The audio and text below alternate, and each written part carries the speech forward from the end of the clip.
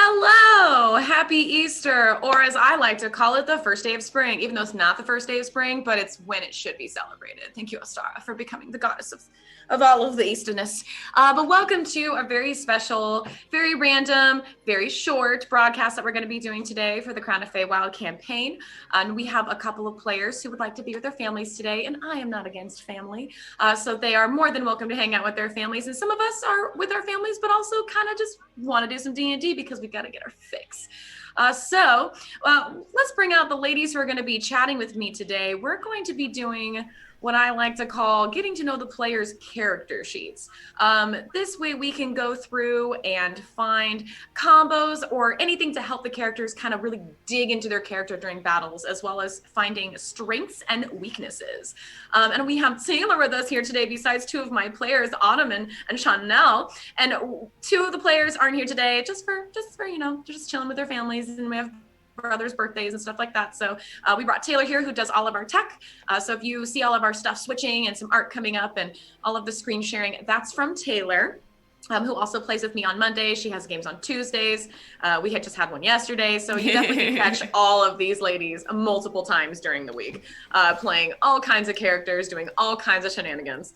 So we're going to actually start by looking at Taylor's character sheet from my last FeyWild campaign. Sure. She played Queen Arabella Bone. She didn't start out as queen, but she did end up as queen based on the game. And my skills.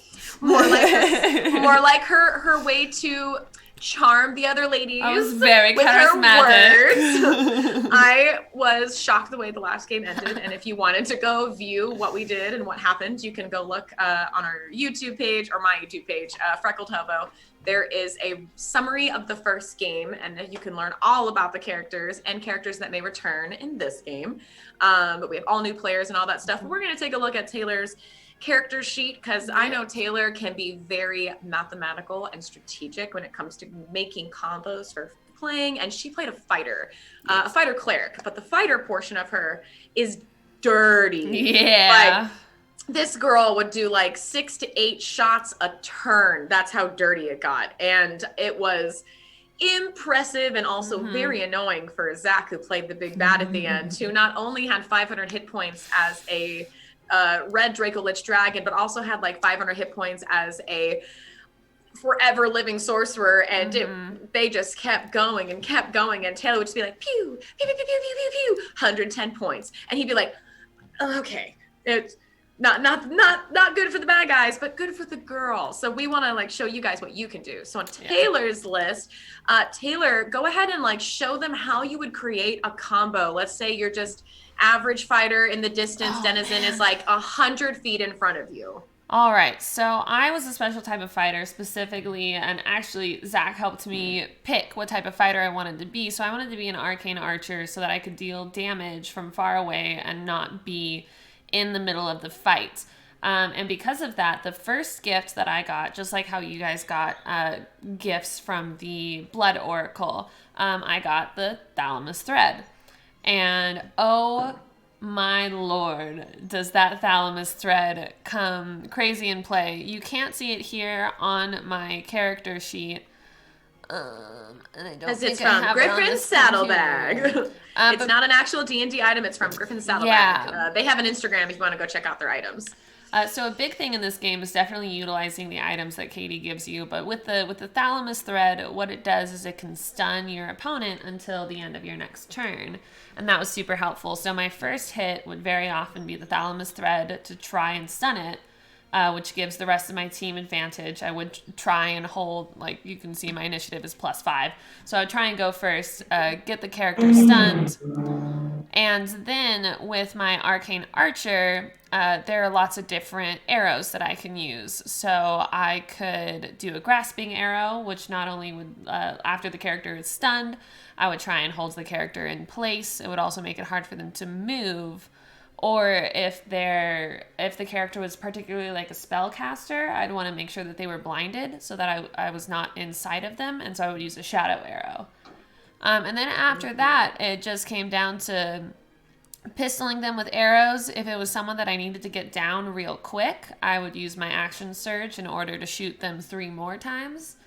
So that would be the 6 6 actions in all, and then bonus action, I would normally throw up, say, like a Shield of Faith, just to make my AC a little bit more. So already in that turn, I've incapacitated the bad guy in 2 possible ways, hit him normally a different 4 ways just with an arrow, and then I've shielded myself, which makes my AC higher.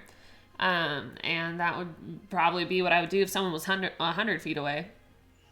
Yeah, and what you also have to think about with your characters is if you are given a specific item or an additional thing, like in our game, which I'm not going to say what it is unless you watch the review, you wouldn't know. But there's a thing that'll happen in level 5 of this game, and it's no one else that I know of has this in their game, and it's a lot of fun. But let's just say Ari, who is Terry's character, somebody somewhere told them about finding essentially what would be a time stop watch. This was a thing she had to finish and complete. It was missing a part, but she found it and gave it to Bone. And Bone, with that, not the time stop, you should know that when you hit it, it's basically a time stop spell scroll. You would roll a d4, and that's how many additional turns you would have where everybody was frozen and they couldn't do nothing. Mm-hmm. I don't remember what you rolled. I think it was like 1 extra turn. But like it could be up to 5 turns. So that's 5 times 6 or 8 of how many times you can hit a bad guy. Yeah. Like. Yeah, and I will say, Bone got dirty towards the end. I ended up throwing that bow. I was like, screw this bow. Don't need it. Because Katie, we fought a monster that swallows people, and Zach gave me advice that I took to heart, which if you're ever fighting a monster in D&D that swallows characters, you need to gut that beast open as soon as you're done killing it, because there is so much stuff in there from all of the other adventurers that beast has swallowed. So much stuff. So I got a Hydra pendant, which one saved my life out of that beast. But also, stealing is totally possible in this game. And Katie gave us the option of, as you know, we came across this guy, and we were just in this shop, and we freed a ton of slaves, and they like killed a ton of people, and he ended up getting stabbed, and I healed him because of my little bit of cleric. And he was like, you can pick one of these swords. Thank you for saving my life. Please pick a sword, any sword. And my character goes, oh, this one's really cool. And it was the most, let me find it. I think I put it in here. The bloodthirsty mystery. No, that's my dagger. Here it is. The black sword, which deals 4d6 plus 6 damage in 1 hit for a fighter that can do 3 hits per turn or per action. So that was one of those DM moments where I hadn't planned on them releasing the slaves so soon. I thought that these characters would have left this shop by now, and I was like, any swords you want? And I just Googled a bunch of swords because I didn't know, and I gave her this like powerful sword, and I was like, you know what? I was so OP. Level 20, big bad, let's go. Like, I was like, fuck it, it's the last game in like 2 weeks anyway. Let's just go out with a blaze of fun. And then my favorite thing is I have this other super powerful sword because my character goes, oh, that's a cool black sword. Oh, this is a cool white sword. And then I look at the guy and I go, thanks! And I walk out before he's able to say anything else. And then I rolled very low to reacting to that. So then he just went, thank you. And just let her walk out with 2 very, very powerful swords. Yes. I know 2 things, dice and no dice. All right. So I guess I did type this in the chat, but if anybody in the chat ever has any questions, like we're all seasoned players. We've all played a lot of different characters, different campaigns. Some of us have DM'd. It's if you want to learn secrets about games, especially like my players, if you have secrets you want to ask about my DM style, you'll learn a lot. I won't give you the information unless you ask for it. Which, by the way, Chanel, you were not supposed to learn that you were an oracle this quickly in the game. But you guys asked the right question. No, I was like, should have given me free stuff. I avoided it 3 times. You were so close to asking 3 times, and I avoided it. And I was like, oh, we got to go. Like, I would just like, I can't tell her yet. She has to find out on her level, which should happen in like 2 games. And then you were like, give me something. And I was like, she's so poor. She doesn't have anything. She's been living on the streets just like everybody else has. I was like, I got nothing for you. I just wanted apples. Yeah, that's all. I mean, it's well, you got a secret instead. Hey, it's Goodness cool. gracious. I'll treasure I've it. expected everyone to be like, "Ooh, pull down my eyelid too." Like, Yeah. until we all find out everybody's an oracle, odd level like. I'm actually waiting for that moment that everybody goes and looks under their eye and sees if they Yeah. have the mark, because that's how that's like the sheer way to check if you have this thing. And there are definitely extra things that come with being that thing, so you just have to unlock them. But yeah, I just get really high and write D&D campaigns. Okay. Sounds so nice. So out of the 2 of you ladies, who would like to take a look at their character sheet first to see if we can find a combo in there, or just to see if we can test your knowledge of your character sheet, putting pressure on you from a distance? I'll go first. I'm not scared. I was like, I'm not Nice scared either. Bacchus. I was waiting for you Not to be scared. like, All right, so then we'll bring up Mara's character sheet, and we're going to take a look at her, some of her weapons or stuff. Would you prefer to look at like a magical based scenario, or do you want to do a melee weapon based scenario? I want to do both. Yeah, I was gonna say we're gonna need to eventually do both. Okay. Yeah. Well, 'Cause well, You got a high AC, girl. Dang. yeah. Oh my god. I'm always used to being the Testable. squishy McSquish, and so I made sure I want to squish. Do you have a shield? Is that why? Mm-hmm. Yeah, great. nice. All right. Let's see what you got there. You got shield and chainmail. Woo! Okay. I want to be pretty. I want to be pretty and not so squishy. All right. So let's say, all right. So you are. Oh my God. Why can't I have none of my notes in front of me? What is your class? I'm a paladin. Paladin. I was trying to think cleric, and I was like, no, that's Rayla. Nope. Okay. So I haven't played very many paladins. This is my first. Congratulations for popping the paladin cherry. Praise Bacchus. So let's say you are, let's say, in a cave. You found a bunch of creepy markings on the wall, and all of a sudden you feel a prickle of the hairs in the back of your neck are standing up, and you can feel a chill and some breath on the back of your neck. You'd have to roll, let's say you'd roll initiative and all that stuff, and you have one other person with you. You cannot see the thing, but you could hear it. What would you do? Cast Shield of Faith. Got it. Okay. Is that an action or a bonus action? That's a bonus action. All right, it? so if that's a bonus action, Okay. is it a cantrip? No. Okay, so with your action, you'd be able to do something physical, or if you had a cantrip that Like is fireball. like fireball, yeah. Or then Yeah, I you have could- fire. I have Firebolt. firebolt. Yeah. That's a cantrip. Awesome. Yeah, so if you have a cantrip that is not a bonus action, you can use that as your action, or you could do something physical. Well, see, here's the other thing. So because of my oath, there are spells that I have that aren't on my sheet.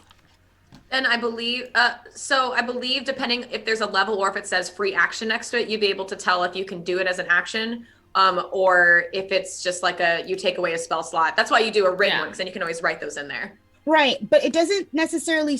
I mean, I think I sent this to you. Let me send it to you again. Hold on, I'll send it to you in Discord so that you can see the same sheet that I have up when we play. Absolutely. No. There you are. Okay. And there. So it's sending to you as a direct message. This is the sheet that I have. This is all that I have. My former roommate is the one who helped me pick this oath. Okay, let's see. Scrolling. It's not like in the book. Oh yeah, because it's a homebrew. That is right. Okay, let's see. You gain so you gain the ability to use these spells. Essentially, you would use a spell slot for them. But I don't believe any of these are bonus actions unless it specifically says. If they don't exist and it's like a homebrew spell, then it's usually an action unless it states. Well, I know for at least up to level 5, those ones are real. Because I looked them up to make sure, because I was like, I don't know, that doesn't tell me what else they do. Yeah. And you can always look at the casting time normally on the description of a spell, and that casting time is where it tells you if it's an action. Oh, okay. Oh, yeah. And sometimes things are instantaneous, and that could mean it's a cantrip and stuff like that. I would say, like, if you look at, like, your 13th level of your oath spells, like it says there's a resilient sphere in there. It's the wrong name, but there's still a resilient sphere you could go after if you wanted to look at those specs specifically. Oh, okay. Yeah, so some things are just, like, slightly... They're based off other things that are in the DM or are in the D&D Beyond and all the books. Okay. Yeah. Yeah, no, I'm excited for this. I might give a little hint on what happens in level 5 since 2 of you are here as like a thank you for coming on a day that, you know, you could be with your families. I was going to be like, here's 200 gold. But I think being able to ask a free question, getting a blunt, honest answer is kind of more valuable in this game. Yeah, like money is great, but like you'll find out in like a game and a half that there's a place you can go and get basically work to get money at any point. I give you that ability so that you can buy the cool, fun stuff. So I don't just have to give you cool, fun stuff all the time. I wanted to work to buy a tattoo, but it was so expensive. I was like, I don't want to work that much. There are some pretty cool tattoo parlors. There's actually 2 new ones I added in 2 other areas. One of them, you have to roll on a table to see if you get any sickness from it, because they are one of those cheap, you know, where they have a stick and they do the... It's one of those places. So it's very natural and traditional. And then there's other places that, like the guy that you saw leave the bar, he owns one of the most prestigious tattoo shops in Sigil. And Sigil is the place where you do things to make money. So Sigil's great. I have a note from Mr. Moosh here. Yeah, that's what I was just reading. I was like, wait, what? Yeah, I know. That's my favorite part about read it aloud. I'm dyslexic. I will read it for you. Read it for me. Yes, let me drink my coffee and just... Yes, let me tell you a story. If something needs to die that turn, most people don't realize that paladins can branding smite as a bonus action. Take the attack action, hit, and not only do they get weapon damage and branding smite damage, but they can still divine smite. Obviously, this uses spell slots fast, and you have to hit, but if you know you can, alpha strike what needs to die. Is that all paladins, or because it might be different for different oaths? Well, or is it all paladins? Well, no, because it says here on level 2 on my sheet that I do have branding smite. Yeah, all paladins. So I have it, and I know I have the other one, the divine smite. Yeah. Oh, look at you saving lives! Yes. Yeah, I had a paladin. Thank you. I had a paladin in a game that I did once where it was every single time she hit, it was always like she attacks with like a fucking great hammer, and then branding smites on top of that, and then at 1 level, I believe paladins get 2 attacks a turn, which means that you can attack branding smite and then divine smite in the same turn and deal like a shit ton of damage. It's ridiculous. Damn. Well, good, because I'm usually a rogue, and I hit it and quit it, and I hide in the back and just shoot from a distance. That's my game plan. I'm trying to So I find it wanted on to your be a little bit more forthcoming, and I was like, I'll be a paladin. That's very funny. You guys are level 7 now, right? I just did my. We just walked through a door, and I think I did my Yeah. sheet the minute we left. So you just gained your aura of revelry. How awesome! Ooh, wait, me? Yeah, starting at 7th level, your incorrigible excitement suppresses fatigue. While you are conscious, you can free you and friendly creatures within 10 feet of you do not suffer the effects of the blinded, deafened, exhausted, poisoned, and unconscious conditions, unless the creature is in the aura suffers the conditions wildly or currently at 0 hit points. Wow, that's really cool. Wait, your aura, where your you aura find that? increases. It'll be on that custom Just sheet scroll that down. you sent her. Oh. Yeah. I didn't get that far. On D&D Beyond, they call it Aura of Protection, but it's because you're a custom made one, that it's on your custom one. Yeah. So Because you should be getting stuff up until level 20. There's certain random milestones that you'll get. Like first, you get 7th, 15th, and 20th is yours. Oh, and 18th, your aura gets bigger, the radius. Yeah. 35. That's why we go over your character sheets. We got to give you all the details. Yeah. Yeah, what I learned with D&D Beyond, because I would use that a lot, is I would have my notes next to me, and like, so say here in your D&D Beyond, you have Aura of Protection. I would make sure that on my notes that I have written down Aura of Protection equals this instead, and I wrote my custom thing because my Blood Cleric was homebrew. So that way I could still use D&D Beyond, and it's all still the nice pretty layout that's easy for my brain to understand, but I would have the notes right there. And then that combo that Moose just said in the chat, I would write that down as I'm like, bonus it's going action, in the notebook. Yeah. And then I had a whole page. I ended up with like 2-3 pages of different combos that I could do. So when it came to my turn, I would just be like, and I'm using combo number 2, which is Yeah, it's definitely worth it to. That's why I was like, I know I'm gonna be a broken record, but you gotta have a physical character sheet. It's you having, and I learned this from a different DM. You having to physically write it down makes you remember all the little details more. Like I actually went and looked at Taylor's Blood Cleric homebrew again, just to like see what details there were. And there was one thing she never got to use, but it was the one last like life drop, right? Yeah. I never got to that level. Oh, I didn't get high enough. I want to keep the game going longer, but like you guys were like, and we go through the last door, and I was like, here's the end. Like we could have gone forever if you just avoided that door. But yeah, that's a lesson for you ladies. Until you go through the door will remain where it is and will not open for anyone unless you have a hand of the blood. So if you're like, you know what? We can wait 20 minutes or we can wait a day and go into our house and clean ourselves. We did that once or twice. We were like, you know what? You did. We're going to go kill some gnolls and get some money. So we're not going to go through this door yet. And then we went on like a side mission because we needed some money. Yeah. Well, because can we get back there? We have to be able to get back there because dude has my honey and my stuff. So yeah, I mean, you'll just have to find ways to get back there. I mean, that's up to you guys. That's how you RP. So this campaign is half on the rails, half not on the rails. Yeah. I have a point to where I'm going to get you to that point. But do you know that TikTok where it goes, men go from here to here, girls go from here to here to here to here to here to here to here to here to here to here to here to here. Like that's how my games are. It's like you have an endpoint and you have goals I will make you make, but all the decisions and how you get to those points are up to you. And I'll offer things like the last game had what we call the Dimension Door book, which was just a book that every page was an incantation and a door that would appear, and you could go walk through it to different places. And you could find that. I know where it is. I put it in a specific spot in this game, but there's also other ways to do that. So I think gnolls have to die because they have ass fleas. Yes. You know what I'm talking about. None of you do, but you know who you are, and that's why the talking to Christian. Yeah. Christian. Hi, Christian. I know you watch us. I appreciate you. Oh my gosh. Yeah.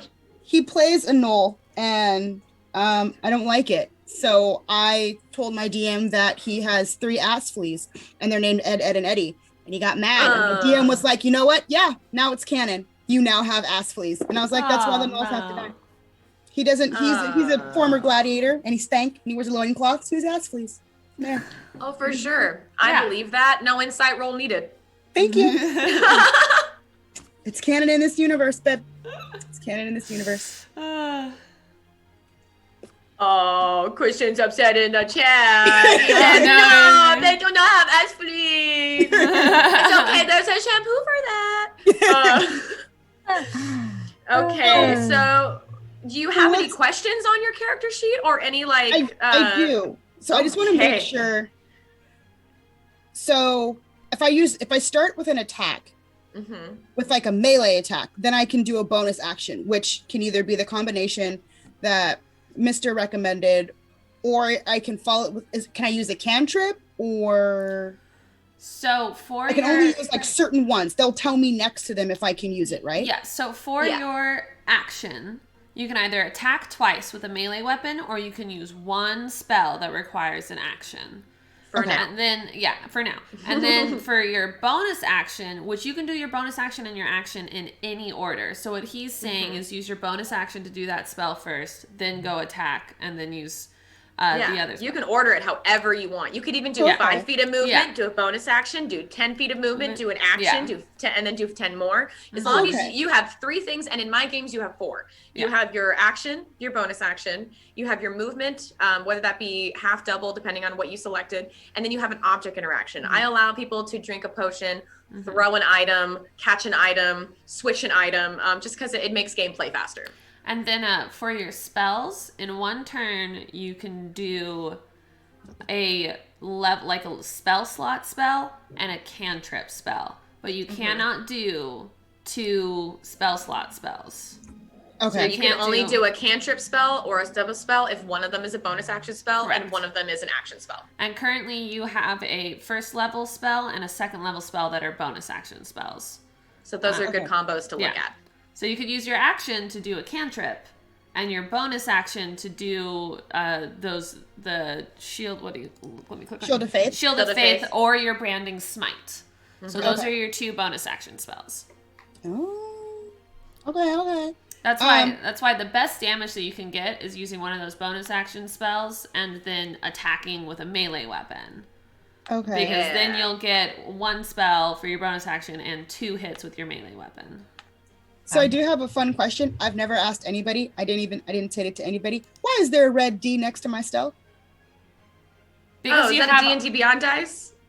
Is it? I don't know what that is. No, that's disadvantage. I mean, you roll a bit. You have disadvantage. If you put your cursor over it, it'll show you. Because you have you wear armor. chainmail. Yeah. You're loud. So when you move, you make noise. So if you take that off and get a different type of like lighter armor, you'll be able to, it'll be regular. Or even if you do like a sneakier one, like if you're a rogue, sometimes it gives you advantage.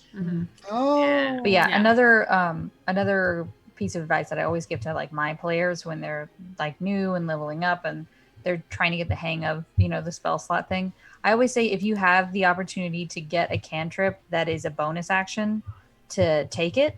Because you never run out of cantrip uses, whereas your spell slots are limited. So if you get like a bonus action cantrip, you can always use that on your bonus action if you can't use your bonus action for anything else. Yeah, like I love having healing word, because then if I have nothing to do with my bonus action, I go, you get some HP. You get some HP. And it's really helpful to just have something that you can always do. Oh, okay. That's not what that means. Nope, that one's not either. I don't have any, but I'll look out for that to get some. As you level up, you'll be able to add more. Yeah, as you level up, it'll say like, oh, you can have this many cantrips now. You can have like this many first level spells, second level spells now.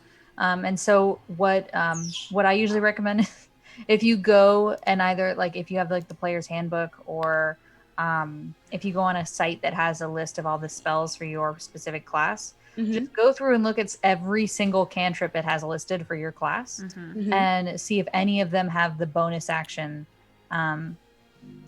bonus action thing on it. Because then you can use that one whenever, like, say you don't want to use your branding smite is the one that's the bonus action, right? Yeah. So if you don't want to use branding smite because you're wanting to do something else, then you have a backup bonus action cantrip you can always just use. And with your level up, you can right now you get one more first level or first slot or second slot spell. So you can pick one more right now because you should have 5 known and you only have 4. Oh, okay. Let me go work on that then. It's I always forget to do it too, and I'm like second guessing myself on my sheet, because when you go into like the character editor thing on D&D Beyond, you have to like go to a different little tabby to like select your spells. Yep. You can also do it without the character builder thing though. I found out, so that's fun. Mara, one last thing about your character sheet. Nothing wrong. I've just been staring at it. You have divine sense. That is an action that I would recommend take, because you could do it 3 times per long rest. Anytime you feel a bad vibe or someone else feels a bad vibe and you're not in combat, or anytime you think you're about to be in combat or things look shady, just use that. It basically tells you if there's undead or fiends or anything bad nearby. And it's almost like a free vibe check without having to roll for it because you have that ability. Oh, okay. Yeah. And then you know about concentration on spells, right? Yeah. So I can't do stuff because it'll mess me up if I do it, right? You can do another spell. It just can't be a concentration spell. So you can't do your smite and your shield at the same time. But right now those are your only 2 concentration spells. Okay. But you can have your concentration on your shield and you can do some of your other spells, or you can have your concentration on your smite and you can do the other spells. Mm-hmm. Now, Katie, do you do the thing where when we get hit while we're doing a concentration spell, we have to roll to see if we maintain the concentration? Yes, I do that. Usually it's, what is it, like half the... It's either half the spell save. It's 10 or half of the damage, whichever one is higher. Yeah. It's especially later in the game, it becomes very hard to lose your concentration, even though monsters are insane, mostly because my dice never like to hit people. So mine too. Yeah. They're like, no, don't touch your friends. And I say, no, it is the game. But no one ever listens. Okay, Mara, any other questions on your character sheet or any specific things you're like, I don't know what this is? Not right now.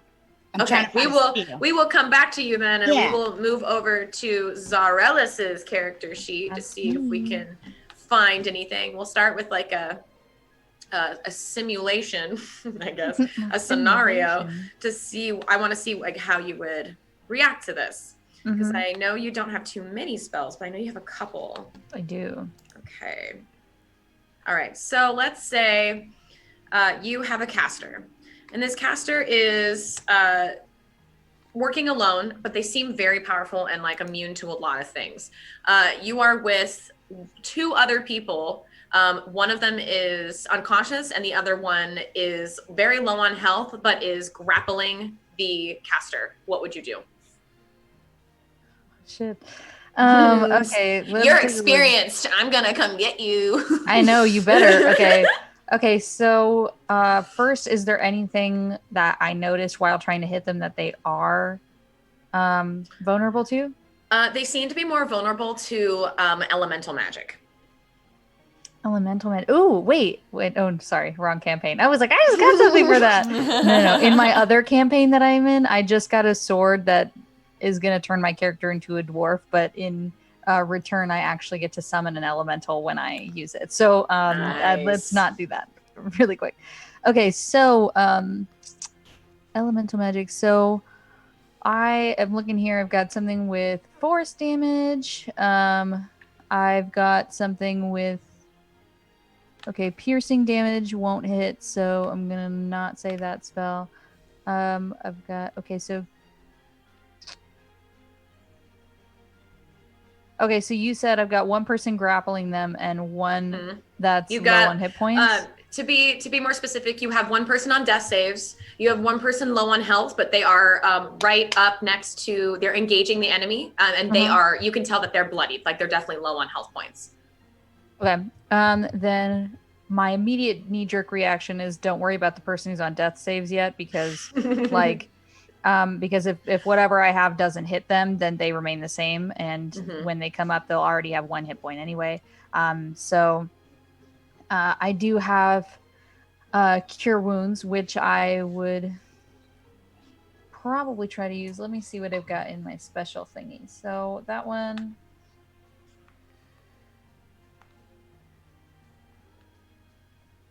Got something that entangles, so I could hold the boss still, but then that would hold my other person still as well. So what I would probably do is conjure my little Imarae to do the attacking while I go on the defensive. So I'd summon them. I wouldn't worry too much about offense as I would defense right now. But I might get advantage on something on the boss if my teammate is grappling them. So let me see. I'm pretty sure I have a spell that is a bonus action. I do. Okay, so okay. All right. So this is what I would do. I would cure wounds on my teammate who is holding the bad guy. Then I would Zephyr Strike. JK, I'm going to do that in the opposite order. I'm going to Zephyr Strike first because I don't know how far away I am from the boss, but I'll use the movement. Well, I'll where did it go? This is the right one. Yeah. So I'm going to Zephyr Strike first, which is my bonus action. So my movement doesn't provoke opportunity attacks, which is nice. Yep. So I give myself advantage on one weapon attack roll, which is dope because I want to make sure that hits because that person is already grappled. Maybe the piercing won't do very much. Maybe it does half, but the force damage, would you consider force damage elemental magic? Not elemental magic, but it would definitely, if they're even resistant to it, it would even, I think it's half damage. You would see like a little bit, just not as much as you would if you were to use cold, fire, that kind of stuff. Yeah. I know I don't have like really any cold/fire stuff. I've got a lot of force and piercing stuff.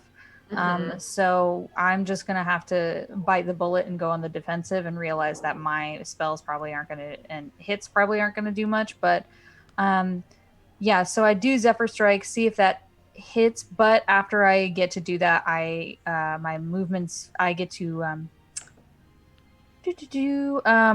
I get like 65 movement speed. So I could be able to go up and then cure wounds on my friend who's over there, and then be able to get back a safe distance again because I don't fight close range, so I would need to get out of there.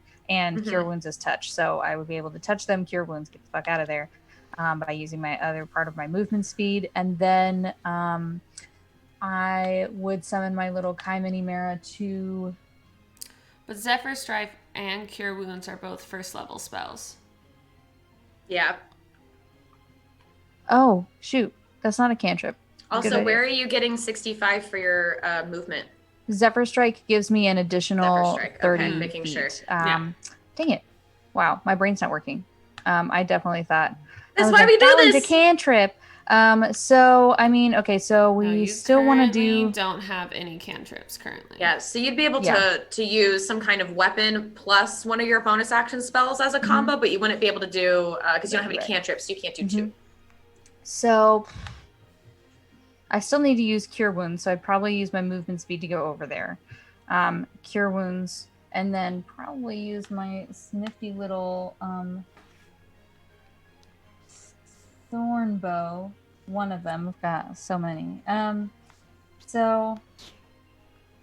What's your archetype, by the way?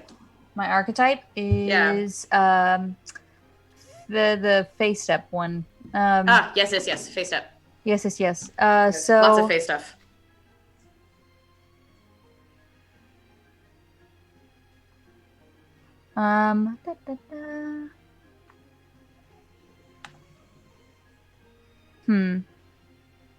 Yeah, this is just so interesting. I have so many things and I'm like, okay, well, what do I have? I can do psychic damage. Yeah, but I don't have like any elemental magic. I don't think this Thornbow does any elemental magic, which is where I'm like, I would have to bite the bullet and do half damage no matter what I'm doing here. The only thing I think I have that does, well, it's not elemental magic, but my little friendo does acid blast. So I could have them do the acid blast, see if that hits. I could say that as a suggestion, because I normally would give advantage to specific things if you're flanking or if you're assisting somebody. So let's say one person's grappling and holding and then you're on their side and they say, get them. You could literally hit them and you'll have advantage on it, even if you're super, super close. If there's no like really big combo you could do, my guess, or what I would do is find either the most damaging or the most beneficial for my team kind of spell. And if I have, let's say, the barbarian who's had like the best of luck and they have all their most of their health points, but like halfway down and they take half damage, I would try to help that player. Which was which would be with the with the health. Yeah. So with that scenario, move up, use like half my move. I don't know how far away I am, but I'm guessing you'd be close enough to do a full movement to get there. Yeah. A regular full movement. Okay. So I use a full movement to get there, which would mean I'd have to remain close, which sucks, but I can just kite around the boss if need be. So get up there. They are engaged. So they, even if they were to attack, they would have to attack the other person because they're engaged. Yeah. So move up there. Flank to be able to touch and do cure wounds on my teammate.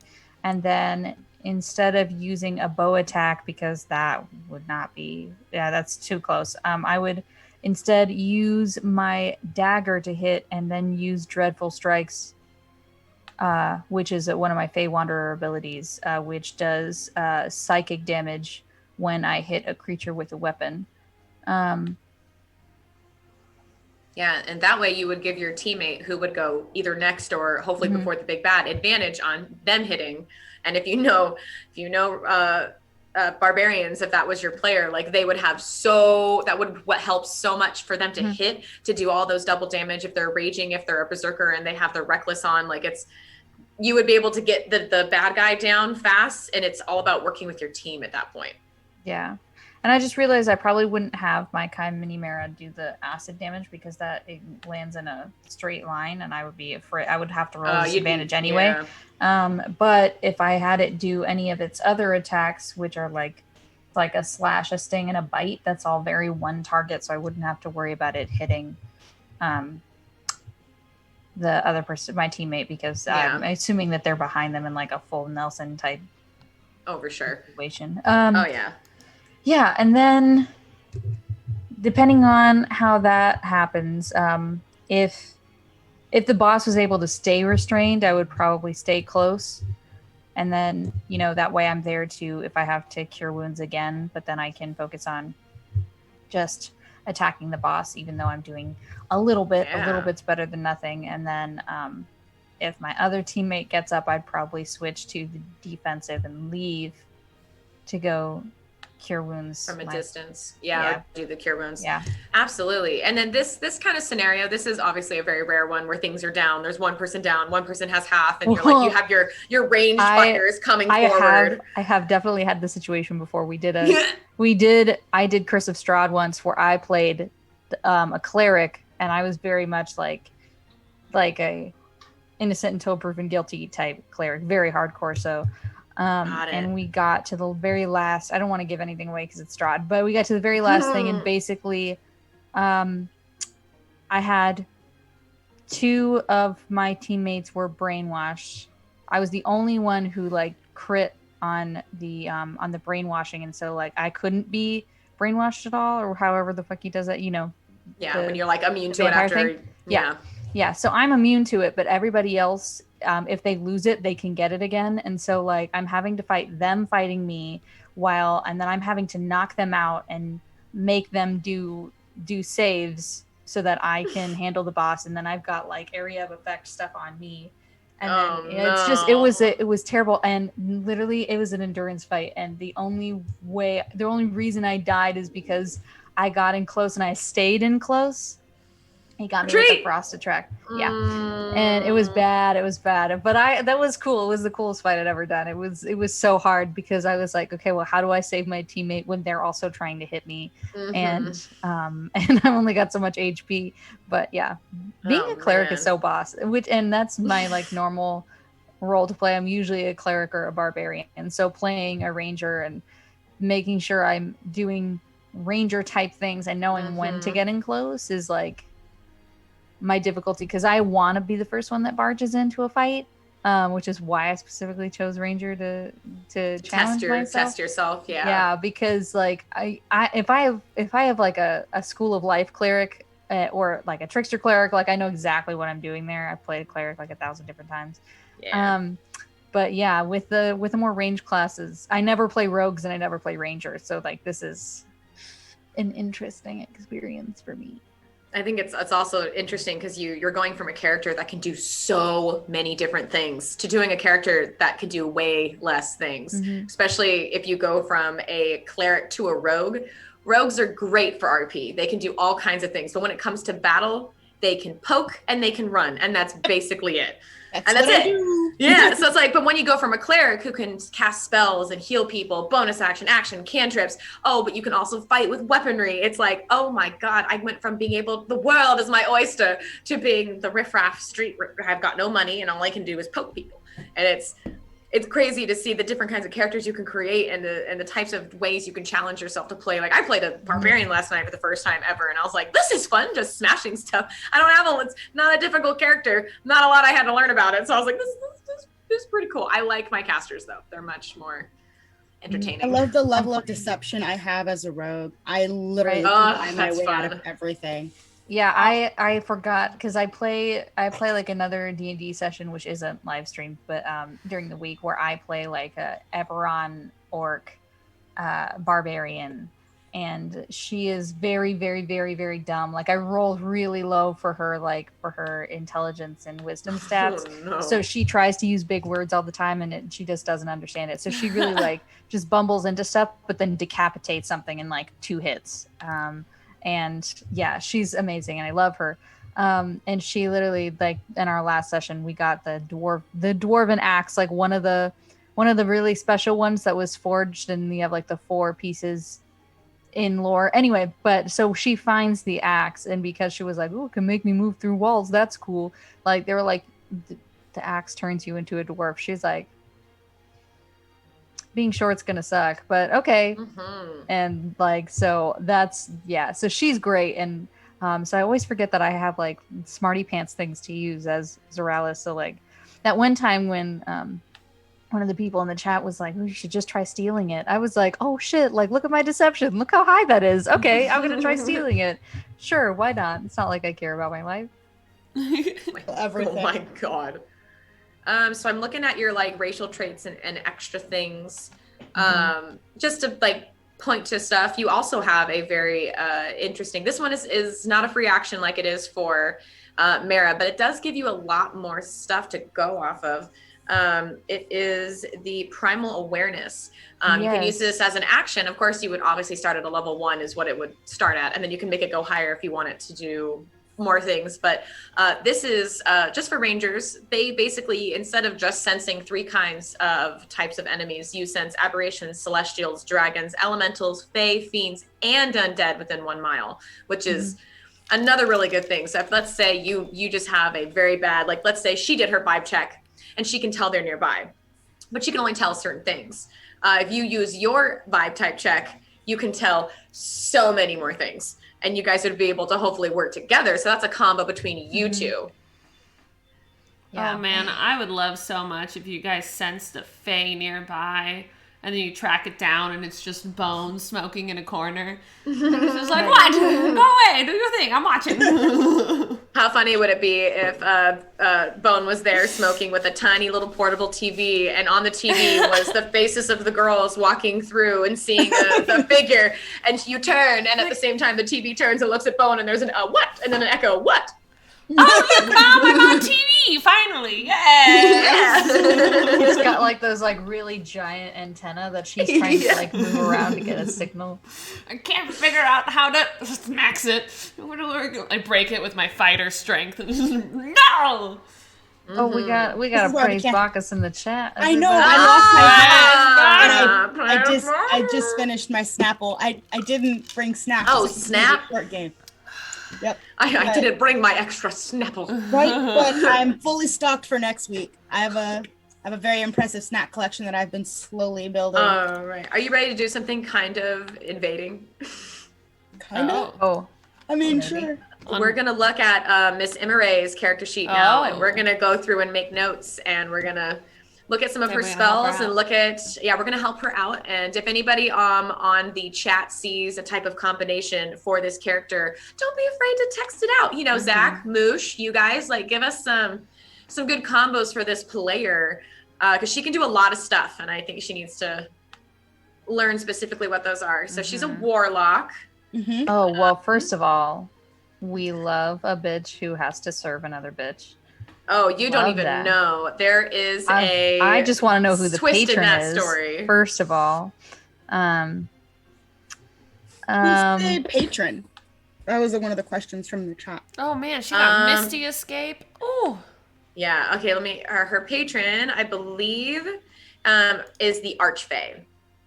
ooh, love that. First of all, Mhm. lots of hidden twisty deals in there. Oh yeah, and her Love- charisma, her spell modifier is 15. She gets a +7 to her spell attack, which is great. Yeah, that's fucking crazy. First Ooh, of all, she also Eldritch has prey Blast presence. everything. I That know, thing is right? it's always such a long range, and you get, I believe you get multiple orbs as well for the Eldritch Blast. Misty Escape is so nice. So nice. Oh, you hit me. Poof. Yeah. Right? I also love her Fey presence. If I was her, even though warlocks aren't necessarily fun of the line, like if she was first in an initiative order, I would use my Fey presence to scare everyone in front of me away from my party so that we could better stand our ground, and they would have to run away from me, which is running away from everybody, which would hopefully means that help. if they were anywhere close to any of the people in the front of the line, they would also get sorry, am I echoing? Did I mess? No. Oh, okay. So yeah, but also if they're in the front of the line and they turn around and they were already beginning to engage with the front people, we also get opportunity attacks against them as they leave, which would be very nice as well. Yeah, okay, sorry, there was a plane and I was like, holy shit, I thought it was like they're gonna land on my forehead or something. All right, let's see what other stuff she's got. She can breathe underwater. That's pretty cool. good. Well, I mean, she would appreciate that considering she doesn't like being in the sunlight. I'm just saying. It's dark. Could you there. imagine getting sunburned from under the water? Oh, that'd be Oh, Imarae that's would my probably just give life. Oh yeah, because you're red, you're ginger. Oh, you burn so easily. I do. How do you I know can't really see which freckle or which shoulder has more freckles on it? The I don't know. whichever left one's been in the one. sun more. For driving. The one for driving is always the left side because you have more sun right there. Oh. Unless you drive in the UK. We love you, Canada. I mean, UK. Yeah, that one place. We love you, Canada. Oh my god.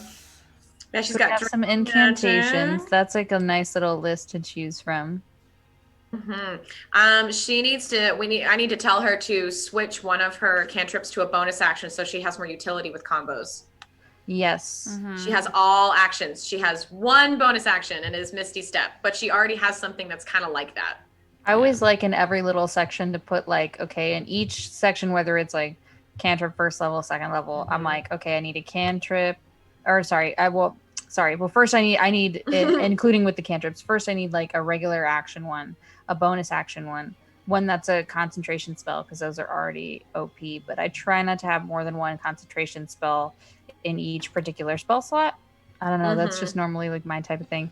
And then I always try to do a spell that's like, okay, well, here's an attack spell, and then something that could help my party, so a defensive or a healing spell, and then I like fun spells last, so like prestidigitation, which is beautiful, and I believe people should use it more. Or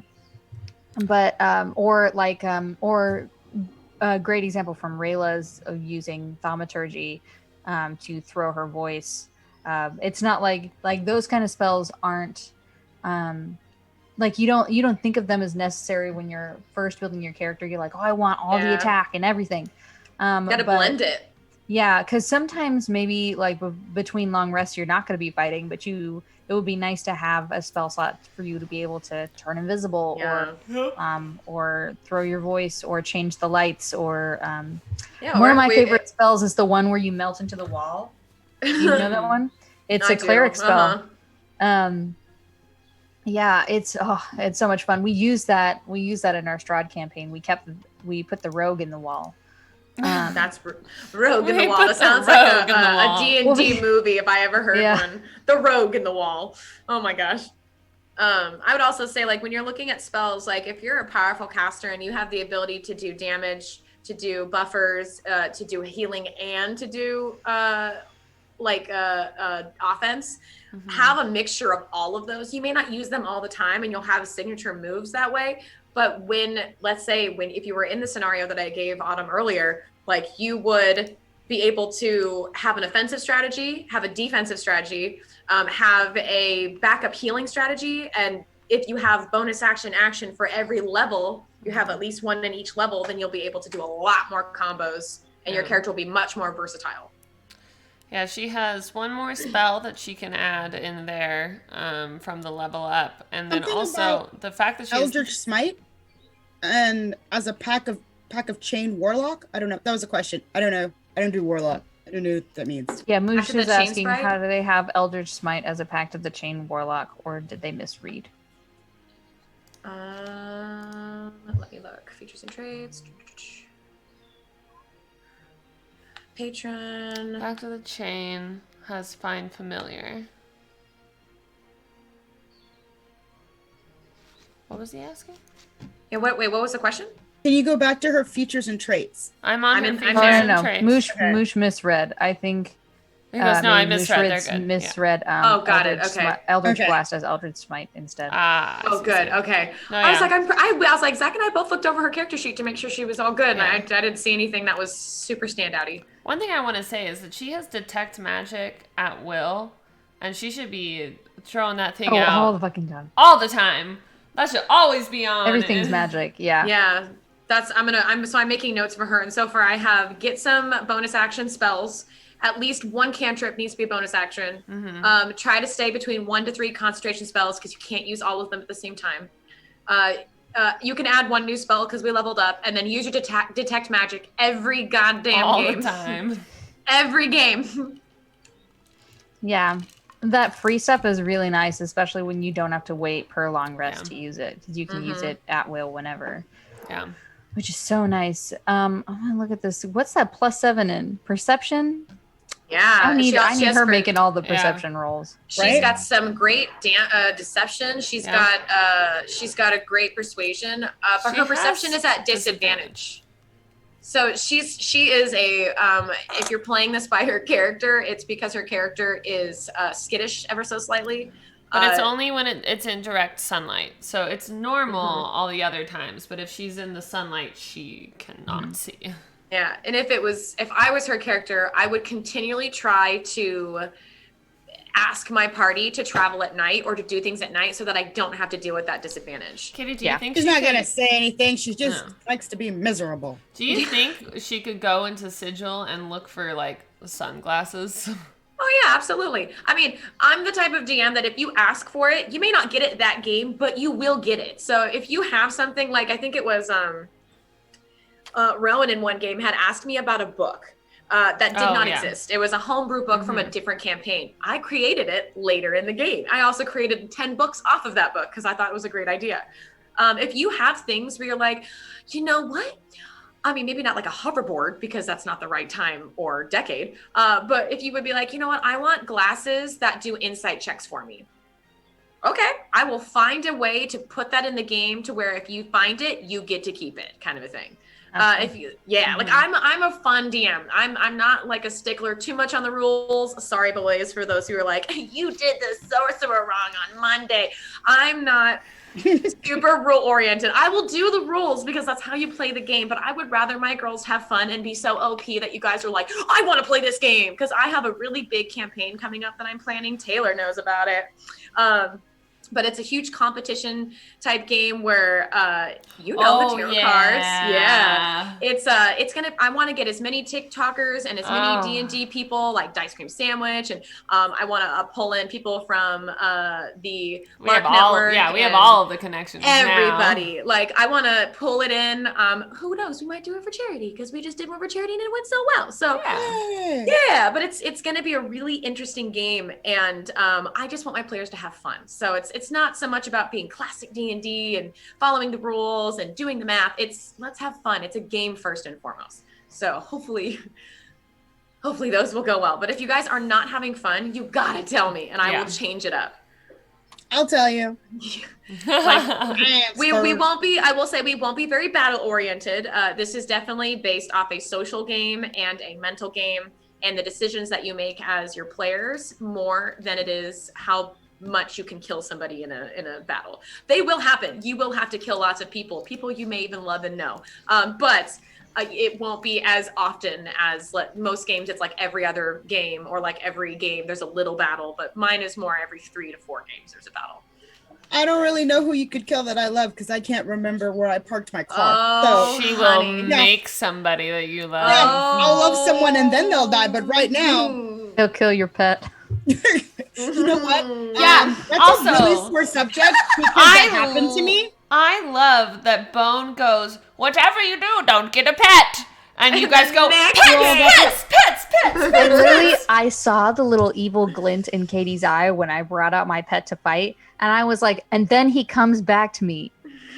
And she didn't take an opportunity attack. I should have opportunity attacked her. I know. And I was like, don't kill my pet. Do not do it right now. This is the benefit for you guys. When I smoke, I forget the littlest of details.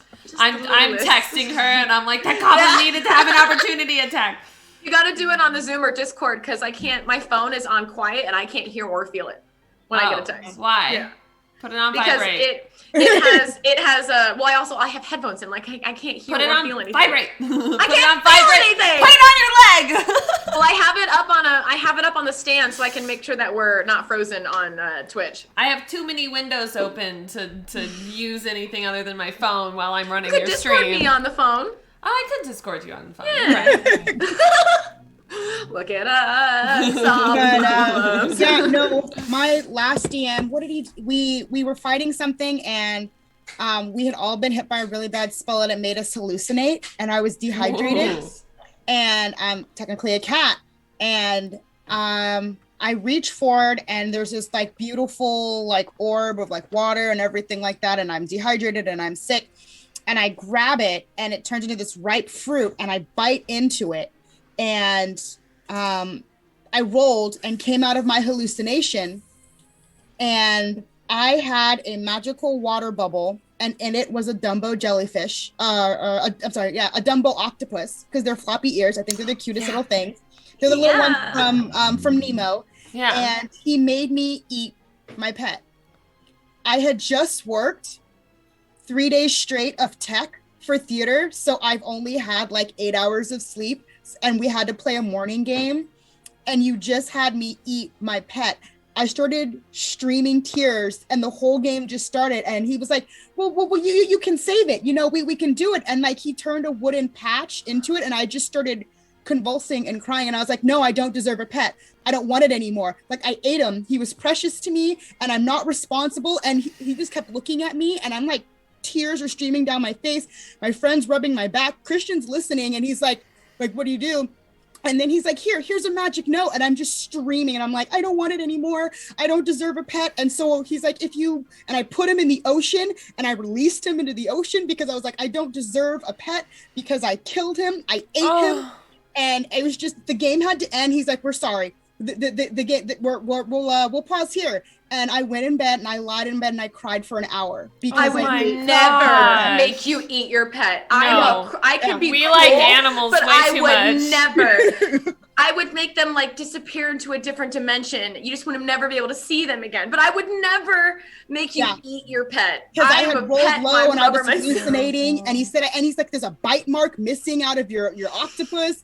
And and he kept coming to check on me and he's like, you know, I remember, and this was what made me mad. I remembered when you guys left, you purposely said you were leaving your pet at home because you didn't want to bring it because you didn't know what was going to happen. And I was like, I don't bring pets to battles because what if something happens to them? Mm-hmm. And so he's like, he tried to track it. And I never mentioned my pet for the rest of the campaign. Like even now when we play, I make no mention of my pet. I don't have one. I don't want one. So my little Phoenix, you will never hear about it in combat. It's like it stays in the pop-up tent, okay? It lives there, and I feed it bird seeds, and it's a happy little chick, and that's where it stays. You will never see me use it in combat because I will never risk eating a pet again.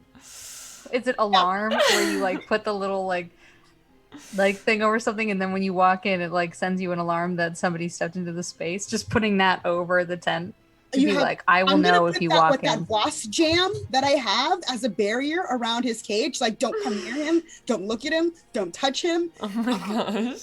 I cried for an hour. My friend stayed over and just laid with me and hugged me, and she's like, "It's gonna be okay." And I was like, "He's gone." Hey man, you're gonna get that resilient sphere. You can just put it around your little. It will never get hit ever. Yeah. I was like, nope. I will say, so when you pulled out your pet, I was like, dude, you're brave. You're too brave, yo. I couldn't do it. I've had a lot of wolves die. A lot of wolves. I was like, my second ever game, Mason got murdered, and I went, that's the only reason I wanted to be a ranger, and now it's dead. Yep. You'll never see me. That's why I didn't pick the pet class, because I was like, well, shit, if my pet dies, Yeah. I'm fucking useless. I So know, right? I was like, Fey Wanderer. Yeah, that was smart. That was what I wanted to do for our game. Is I wanted to be a ranger and I wanted to have a panther, and that was my whole thing. Is I wanted a panther, and they were like, okay, no, we'll let you have the panther, but don't be like a ranger with a pet. Like you won't make it through the game, type of thing. So I switched over to fighter instead, but still got my panther blaze. But I did the game that it was at the end of the game. When I gave up Blaze and I cried. I made everybody cry at least once. I sobbed when I was like, please watch over my crier. panther. I'm letting you know now. I was so bad. Christian kept texting me. He's like, are you okay? And I'm like, I don't want to talk about it. Oh my god. Okay, well, I've got some notes for Imarae for her character sheet. There's the only thing I'd recommend, like as a warlock, it's smart to have a cantrip that's a bonus action that could heal or help, because she can do blast, heal, and it would be the best type of it's the highest damage she has. And then if she's distanced, it's crossbow heal kind of thing. But but she has some good combos that she has in there. So let's move over to our last one. Rayla. She's dope sauce. Even though she's got all the boys and girls coming to the yard. Her initiative is +8. Oh, she's also beefy. And she's got an 18 AC. Yeah. Her initiative is +8. How did I not recognize that? Oh my god. She's a beast.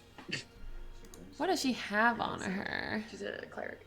She has scale mail and a shield as well. Oh, So she has a shield and scale mail. Yeah, so you guys are not the sneakiest bunch, because you have two people that have. So that's a good note like to write down. It's like I'm very sneaky, but Yeah. like nobody else. Yeah.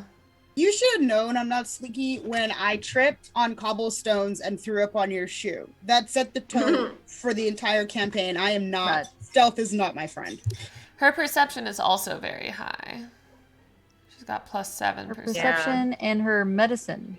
Which is nice. That's nice. I would say in her features and traits, she's got a lot of really good little bonuses, like destroying undead. All she needs is an undead to fail a saving throw, and they basically die. Like she's super powerful when it comes to your undead and fiends.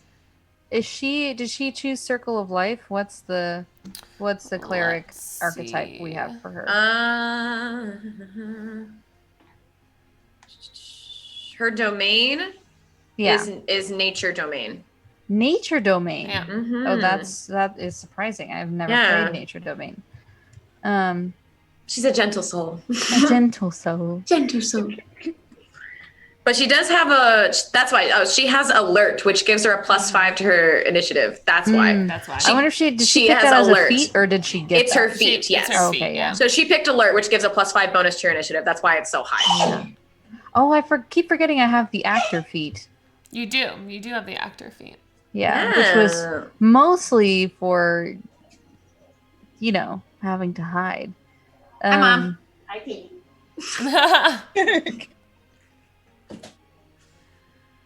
Oh, man. Yeah, and I think all of you have dark vision. Yes. Yes. I'm going to have to do some darker stuff. Yeah, that's an elf thing. We did in our game, too. Yeah. Just going to have to put some dark stuff in there. So cool. There were consequences for that action. Because I chose to have dark vision, and my DM, it was like it was a punishment. I was completely blinded. I had Riddick syndrome. So in bright lights, I couldn't see anything. I could only see in the dark. And I accidentally killed somebody trying to steal some sunglasses.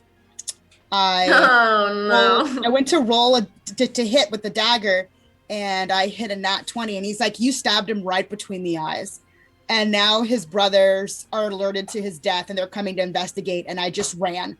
I left this dead body in this store, and I was like, I just wanted sunglasses. Like, you couldn't just stay asleep. You had to come investigate. You did this to yourself.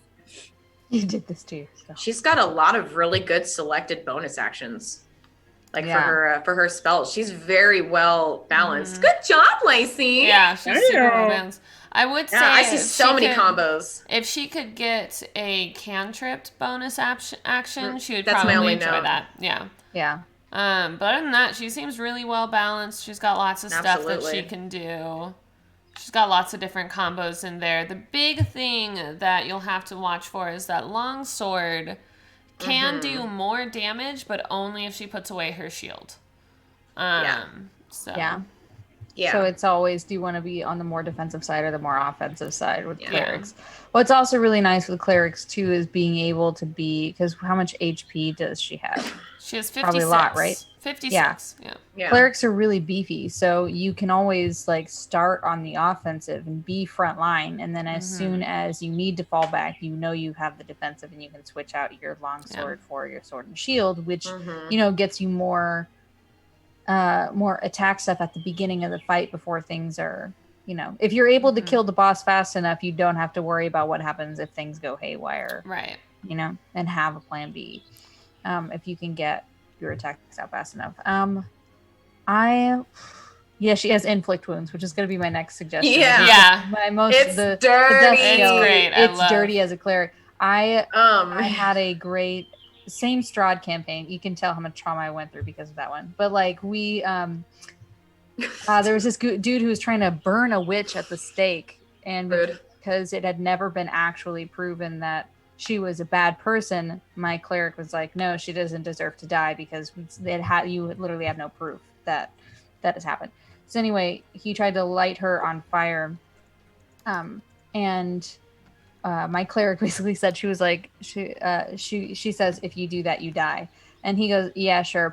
And then drops the torch, lights the girl on fire. And then my cleric, I believe, she just decked him in the face, but I enchanted my fist with the inflict wounds. And so she punched him, and because he was just a regular NPC, basically his flesh like ripped apart and he was dead by the time he hit the ground. And then I went on to try to dramatically save that chick from the stake, and it did not work, but it was very fun. But inflict wounds is powerful. Yeah. Longsword, what is that? Guiding bolt? An unarmed strike. Yeah. Clerics are dope. Like clerics. She's dirty. People like really, when I'm growing up playing D&D and stuff, people really were hesitant to play clerics because nobody wants to be the healer for some reason. I was like, why? Because then you dictate who lives and who dies. Yeah. I get paranoid if you drop the ball and everyone dies because you failed. Which is why I picked Cure Wounds, because I knew Zaralis was going to be a dick, and at some point Rayla was not going to heal her ass. Oh, at least you know. You're being honest with yourself. That's so funny. Right? And so, I love clerics because you get the healing, but then you're also, if you pick the right combo of like race and class, especially like with clerics in particular, you can make them both tanky and able to hit hard and be really good healers and magic users. They're a really good, well-rounded class. Yeah, and if you have anything that has to do with literally animals or plants, like you and her combo, like that is dirty. And because both of you are full into nature, so that would be a really good, like you guys being like, hey, let's sit down and like, what do you like? Plants, animals? Like what can you do? And then that way, if you come across anything natural, one of you knows, oh, I'm the animal person. Oh, I'm the plant person kind of thing. Yeah. I also I was looking more through the character sheets and stuff. I don't know who knows like a lot of languages, but I just thought it was so weird that Zaralis just knows so many. She knows so many languages.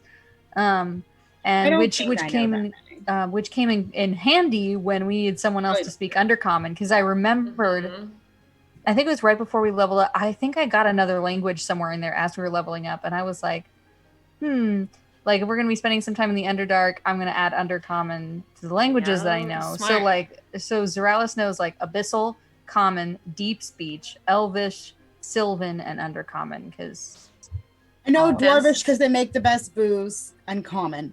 I kept it real this game.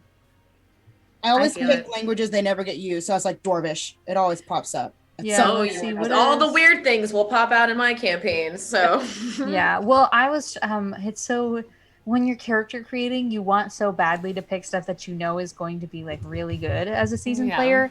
But I like to add this extra layer of challenging myself of like, okay, what would actually fit the RP better? Yeah. Like, especially spell wise. So I like picked a lot of stuff that had to do with bows and stuff like that because Zaralis is more of a bow person and more of a long range fighter than she is a up close fighter.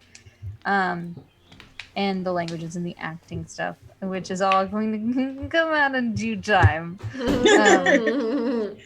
A whole side of Zaralis that nobody has seen yet. So that's going to be exciting when that comes into play because...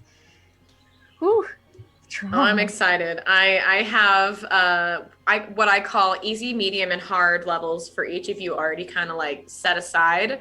The order of those levels is going to be very random. But I like to as a DM, mostly because I have a lot of DMs that I play with or whatever, where like I feel like I get ignored for a while and it makes me lose purpose in the game and I get sad and then I go, I don't want to go live. But here, my goal is to, in every chapter, 2 people are shout out minimally. There is the person who's actually the level is pertaining to, and then there's always a secret or 2. Depending on where you go and who you ask, there's always a secret or 2 that I slip for specific characters. You may not know who it is, but like, for example, the last one was obviously a Meria secret that just happened to come out at that time. There was another secret with Imarae where it was her stepsister and she had no idea. We talked about that when we went to lunch. She was just devastated. Bet. I know. I was like, dude, let's go. And if any of you ever want to, we just went and got ramen together. And she was like, we might go to a secret restaurant, tiki bar, tomorrow. Ooh. We're in San Diego if anyone wants to come. Oh, I'm not in San Diego. Oh, well, send your girl a message because I ain't got nothing to do tomorrow. Oh, you got it. Oh, let me. I know, like all of you guys in San Diego. I'm here in LA. Like, no, they're near you. You get to hang out with them more than I do. It's yeah, true. we have a date coming up. Okay, keep your secrets. It's not a secret. It's the grand reopening of Scum and Villainy Cantina. If no one's heard of this guy, I keep forgetting we're live. If you've never heard of Scum and Villainy Cantina, it is one of the coolest bars I have ever been a part of in Los Angeles. It is the place where my geekdom blossomed into a full geek. It is basically a Star Wars bar or a geek fandom bar on Hollywood Boulevard between Cahuenga and Hollywood, owned by the amazing JC and Jen, who just had their baby. We made them a blanket and we still haven't given it to them. Her name is Jocelyn and she's super cute. That's actually where I met my boyfriend. It's where I met all my LARP friends to go to LARP to then meet this friend, and I met Autumn there. Yeah, I had like my 27th birthday there. Like it's a great bar full of nerd everything, and if you've never been there, I highly recommend it. So we have gone through a little bit of each person's character sheet, kind of shined light on a few pieces that you may or may not have remembered. Hopefully, people are writing those down and highlighting all the special stuff they can do, especially the things that you have advantage on. The things that you are immune to, you gotta remember those because I won't remember them. I know you're all elves and you only have to sleep for 4 hours. You still gotta remind me, even though no one can be put to sleep. You still gotta remind me. But that's that. So we've already gone through everyone's characters. If there's anybody in the chat who wants to ask any questions of us, I have a question. Oh my God, yes. Down in the front. What can I get? My question is for Bones. Yes. Yes. All right. So you're queen, right? I am. My character sheet that you guys can access is not all that I am and all that I can do. Yeah, but would you say it was worth it? Like knowing what you knew? Would you? Yeah. Are you kidding? What? No, turning into Where's your crown, Taylor? Put it on, Taylor. She's like, I gotta go get it. I know it's like right to her right. Like I know it's right there. She got a special crown made from Bonnie Lass Creations. If you have her the on one we did the TikTok. shit with? She is pretty cool. She's like, oh crap, I can't put to my ears. These ears are so difficult. Okay. Yeah, so that's from Bonnie Lass Creations on TikTok and Instagram. Yes. Those I think she charges a little bit more for them now, but like when we got them, they were only $70, which is absolutely ridiculous. Yeah. So if this one was if a you little haven't bit seen more them, go get them because of the bones. And stuff. Because this is like an actual skull here. So she did have to find that for me. She's working on an Alaska themed one for me right now. But she got the fireweed in, the fake fireweed, and apparently it looked like trash. So we're still trying to figure out because I wanted fireweed and forget-me-nots on it. But yeah, so being queen is really cool. I don't know if you guys know the story of how to become queen because Bone did not, so I'm not going to tell you. And I don't know if you know exactly like what Bone did in the arena to be queen, so I'll leave that up to Katy. But turning into a fae was really, really cool. It gave me so much power. Like I have like +5 on everything on top of what all of my +5s are, all of my additions already are. So that was really cool. I got some special fae powers that eventually I need to actually make what her character sheet is now with the fae powers, which will be really cool.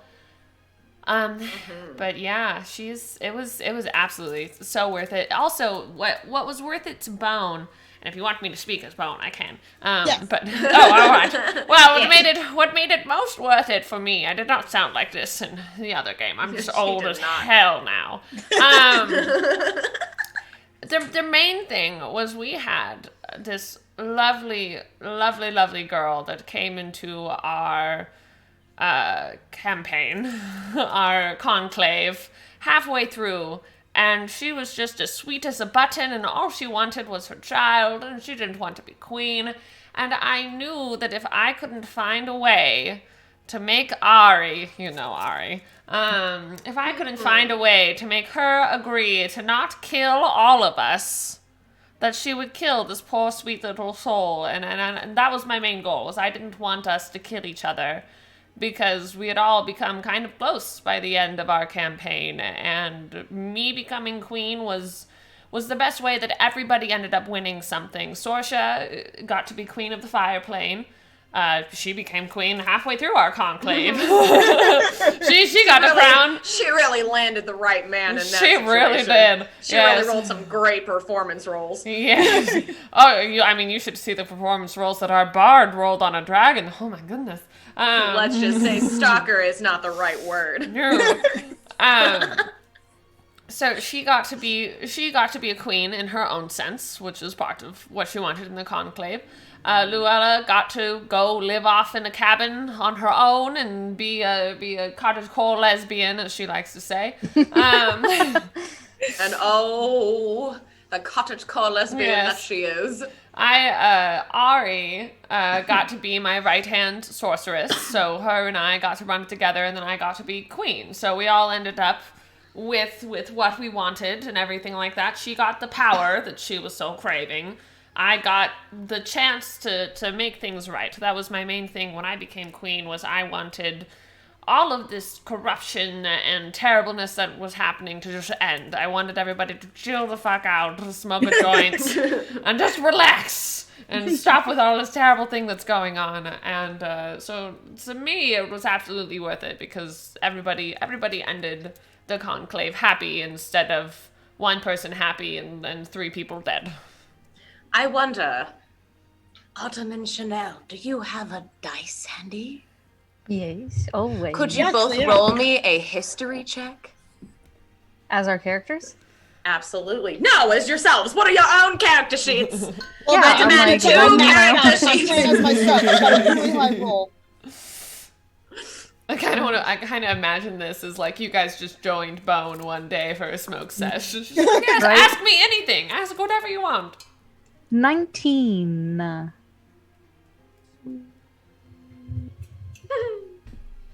Little impromptu D&D. 17? 17? Is that Oh yeah, okay. So I always get nervous. Do you want me to tell them what I did? It is more for what is happening in their lives. So you guys know that yes, Bone has been in rule for a very long time. She is known as the hippy dippy queen. Every queen has like a blank, the blank blank blank. Like everyone has their title. And in the last, I would say since you guys have been alive, Bone has in a way stepped down from doing all the diplomatic things as queen and has very much secluded and just like hidden herself away in her apothecary. I just want to do drugs. She just wants to like make the most powerful drug possible. And you know, just from your parents talking with you and sharing what kind of queen you have and stuff like that, like she is not an evil queen. She is not, she doesn't like to, bring down harsh judgment upon you if you do not deserve it. Ari, on the other hand, who basically has been taking over the diplomatic portions of being a queen, who sits on the throne, much like Yzma does for Kronk, or for not for Kronk, for Kuzco, and just she has been making and doing a lot of the planning and a lot of the control when it comes to the diplomatic side of FeyWild. So that's why she's my teacher. That's why she's your teacher. She could, in a way, she's Snape at the school. Like she could be like full on headmaster if she wanted to be, but that place is reserved for Bone. She's like whenever something shady's going on, what do you call Snape? When you need some what is it, like all of the specific pieces for potions, you go to Snape. But when you want a super powerful ally who's going to go along with whatever crazy scheme you have, you call Dumbledore. Oh man. Dumbledore. So that's a little information you learned from Pink today. Also, you two are more than welcome to pick my brain as the DM. As a player, you may metagame. Since you are here today, you have the ability to ask me a question, and I will give you as honest of an answer as I have. Sometimes they will change. I will put that forth. Sometimes based on what you do, I have to change how things turn out, but I will tell you as honest as I can right now what it is. We did not get this opportunity. They did not, but I can give you a moment. You don't have to ask right away. If there's anybody asking questions. I don't want to waste this opportunity, but I was like, I don't know what.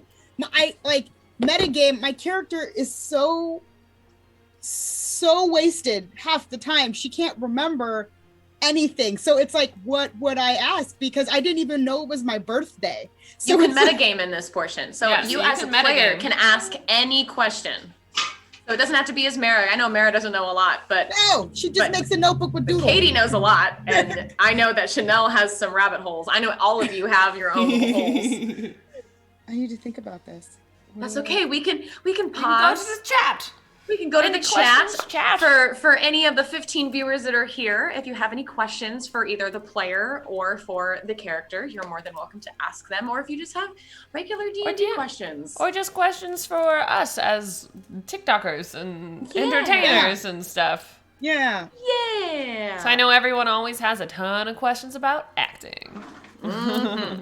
Good thing we've got a show coming out where you can learn so much just from one so excited. episode. Here, we'll talk about that for a minute. So we'll do here's our commercial break. We'll promote a show that Taylor and I wrote with my boyfriend Zach, my lore master for this game. Zach, Taylor, and I wrote, produced, and starred in a show called Becoming Famous. I believe she's probably going to screen and show you our IMDb. That is what I think her smile is showing me, Miss Taylor. I'm also going to give them the link. Yes, give us the link. So we have an IMDb out for this show, and if you are in the show, and if you're watching, go look at it and make sure you're credited properly. But we've got like 30 to 40 people who are involved in this project. We did it on $0 and a lot of favors and a little bit of tears. And we got little bit of tears. A lot of tears. But we got through it, and we have a 10 episode, between 15 and 25-minute show coming your way starting June 11th of this year. We're really excited. We filmed it with them in a month of time, and we're just waiting to edit it. Editing is the longest process. It really is. Yeah, let's look at some photos. Oh my god, yes! Yeah. Let's look at some beautiful photos. Show me. Look at, there's me eating cereal and Katie staring at me like she wants to kill me. Oh, yes, I remember. There's Katie being way more gorgeous than any woman has a right to be, smoking on the couch. It is my vibe. It's me with a You're knife. just missing the robe, yo. The machete. I know, right? I'm actually in my camp uniform for SZA's Broken Clocks music video, in that we wore a lot of our stuff from sets, so like we could shout it out without shouting it out. Yeah. And there's a lot of cool Easter eggs in there. There's me with a knife. Machete. With the most amazing catchphrase during it going, I should fight crime. This is Jesse. He was our absolutely amazing all hat wearer. He did our camera for a little bit. He was our assistant a lot of the time. He did sound. He was just our all over great go-to guy. He had puppy duty. Mm-hmm. He had a lot of puppy duty. And in there you can see Thor and myself over there filming the scene. And then here you have like Major. He was our main cinematographer. He was the guy with the gear, with the camera, all that sort of stuff. He was in charge of a lot of the technical things of it, and we would not have been able to make this show without him. Ever. And then we have Katy and Mariah here having a lovely scene that I have yet to see. They filmed that scene after I have already left LA on my way to Atlanta. A week before Corona and the quarantine hit. Yeah. Here we have our lovely character, Kurt, played by Nathan Kane, licking a letter that cat says... lady on Instagram. Yeah.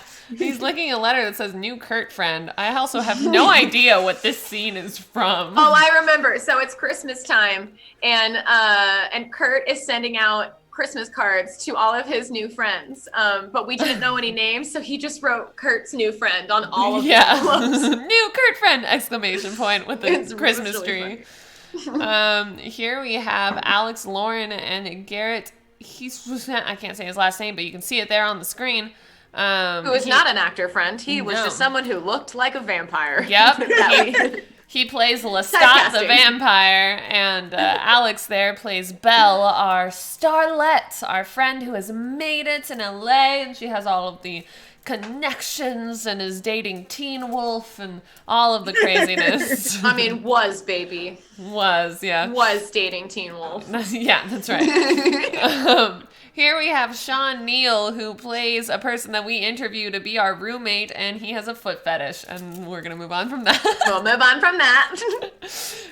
Here we have Katy in a lovely red suit. Katy, you want to explain the red suit? I'll just say that it is the only period joke we make in the entire show.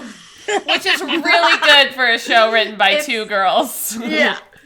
Yeah, it was like, as all characters, our characters each have, we wanted to embody LA as much as possible. And everyone in LA has at least one side hustle. So you can go for the dream, but everyone has a side hustle. Yep. So I know Taylor's was being like a brand ambassador, going to like sporting drinks and going and being a crystal shop helper, like just doing all the extra things that we've actually done as influencers. Yeah. And then my side stuff is all modeling, which ends up coming into all the weird costumes we wear, or all of the weird things we get booked on as background people. But yeah, this one is the only period joke. You'll have to watch it to see what it's about. There's the vampire and starlet couple again, looking absolutely gorgeous. They were how do you say, attached at the hip on set at all times. All times. And then Katy, I will let you describe this scene. It is me and your lovely boyfriend. The truest of all the stories we have written about. Yes. Let's just say the one thing that comes between best friends is usually a man. Yeah. And this was everything we wrote in this story is true and about us. Everything is real. So you can live through one of my most excruciating moments of my life in LA, and I hope you enjoy it. And I do want to say that when you watch the show, you'll know what she's talking about. It was not between us. It was not between us. It was between one of her other blonde friends. Blonde friends. But we applied it to the show. Yes. Just want to state that. There's Katie at Christmas. I love this picture. I haven't seen this picture. You look so annoyed. You're like... Because things are happening that I don't approve of. Oh, yeah. I don't think Christmas is going the way. Oh, there's baby Milton and Nathan. Baby Milton was so difficult to work with. Yes, he was. But I was impatient and wanted a puppy. Yes. I like that look. That's a good look for you, Katie. We got at the cafe looking for roommates. We have this lovely Mark Young here who played our Tim, who did end up getting the roommate position at the end of episode 2. And you see him throughout the show. He's wonderful. He will be one of your favorites. Absolutely. I'm not going to lie. Our main 6, it's going to be hard for you to pick a favorite. They're all really strong personalities, all really funny, and everybody is likable, so it's hard. Yeah. Here you see one of our other characters, played by Chase Victoria. Her name is Kelly. She's one of my personal favorite characters. Every show needs a dumb blonde, but the difference of our dumb blonde is she's really intelligent. She just doesn't show it. And it's mainly in the role of history. History, yes. She's a big history buff. Here you have Katie and I sad drinking wine. We drink and eat in almost every episode. Yeah. And here you have our lovely photo, which is my favorite photo, where you see like episode 1, scene 1, take 1, or whatever this is. This is episode 1. It's episode 5, I think. But it's just so cute. Us with the slate. Oh yeah, that was episode 7, but it was the very first scene that we ever did. Yeah. It was the biggest scene with the most main characters, so it took us almost the entire day. Yep. And then after that, we were like, hey, make less people in the scenes, please. Please. Which did not happen. And we only filmed episode 7 first because I was sick and tired of having Christmas decorations up in my house, so I wanted them to be taken down. Yeah, so we started filming in January. On Taylor's birthday. On my birthday. We're like, we're going to film. It's Taylor's birthday, don't worry. At the end of the day, I'll make you an ice cream sandwich cake, and we'll put candles on it, and we'll blow it out. I was so tired. We're basically, you'll notice we get better in the series. We definitely grow as actors with what we are able to do. Which is funny, because you'll see us start off really, really good, and then episode 7, you're going to be like, what happened? I think we're going to put a funny laugh track over episode 7, just because the acting is so cringy. It's so cringy. That we're going to make it a thing. Yeah, and it was also, we had a lot of, I want to say, like, they are professional actors, but it didn't seem like it a few times on set, so that was just a challenging episode. Yeah. So hopefully it'll still be really funny, and we are going to put a laugh track to it. It's going to be like our sitcom episode. Our customary Christmas episode that every TV show has to have. Yeah, and you hear like the kids, all right, I'll go through. That's becoming famous. Was that enough time for you guys? I stalled as long as I could. I think so, yeah. We even did a slideshow. I lost my fish. Well, no, not the fish. It's me. I'm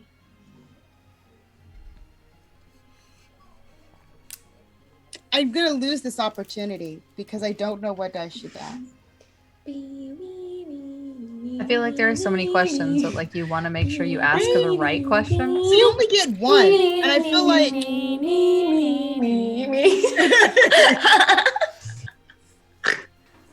what do I want to ask you? I mean, if you can't think of one, I mean, it's better to ask something than nothing. What? Oh. Are we gonna have to kill her? She's gonna die by herself, right? Like, we don't have to kill her. That is a very mixed answer, but mixed answer. But I will do what I can. Say your question again so I can word it properly. Will the party be required to murder their current queen? Yes and no. There is something else that is ailing her, but there may be a test where you'll have to choose between two major powers. As a group or as an individual? As a group. Okay, cool. So it's not my fuck up, it's everyone's fuck up. Good, got it. The fuck up's a wrong word. It's more like everybody's choice test. Yeah. Okay. There are some levels that are an everybody test where you're not going to be able to know who specifically it was, so everybody is going to be held accountable for what happens. Yay, shared responsibilities.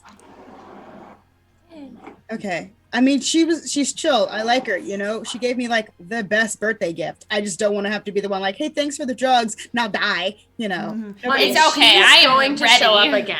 Like she's going to show up again. Yes. In fact, there are things that are happening that you guys do not know about, but she does. Yeah. So we'll see what happens. Because whenever I hang out with Katie, I'm like, what if Bone is doing this during the conclave? I'm like, oh no, yeah, that's definitely already happening. I mean, it happened in the last game, so it definitely happened in this game. Yeah. Okay. Well, that was my one question. What is your question? I feel like this is a really selfish question, but You can ask selfish questions. It's your question. Yeah. okay. Do you? No.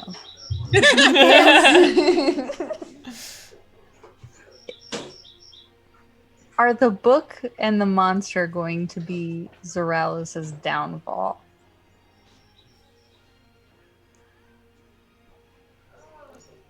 At this point in time, if nothing changes, yes.